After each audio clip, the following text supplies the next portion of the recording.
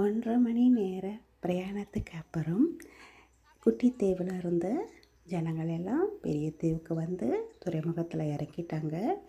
இப்போது ஜனங்கள் ஒவ்வொருத்தராக கப்பல்லேருந்து இறங்குற காட்சியை தான் நீங்கள் இப்போ பார்த்துட்ருக்கீங்க. அவங்கவுங்க தேவைகளுக்காக ஒரு இடத்துலேருந்து இன்னொரு இடத்துக்கு இப்படி நாங்கள் தினமும் போக வேண்டிய அத்தியாவசியம் இருந்துகிட்ருக்கு. இப்போது காலையில் 7:40, கிட்டத்தட்ட 1 1/2 மணி நேரம் ஆகும் அந்த தீவில் இருந்து அடுத்த தீவுக்கு போகிறதுக்கு. ஒவ்வொரு தீவும் ஒவ்வொரு டிஸ்டன்ஸில் இருக்குது. சில தீவுகளுக்கு போகிறதுக்கு 4 மணி நேரம் கூட ஆகும். இது பக்கத்தில் இருக்கிற தீவுங்கிறதுனால 1 1/2 மணி நேரம் தான். காலையில் எப்படி வானம் மிக அழகாக இருக்குது பாருங்கள். என்னுடைய நிழல் அப்படி தெரியுது. ஓகே, ஜனங்கள் வந்து போட்டி படுக்கையோடு வராங்க பாருங்கள். அவங்கவுங்க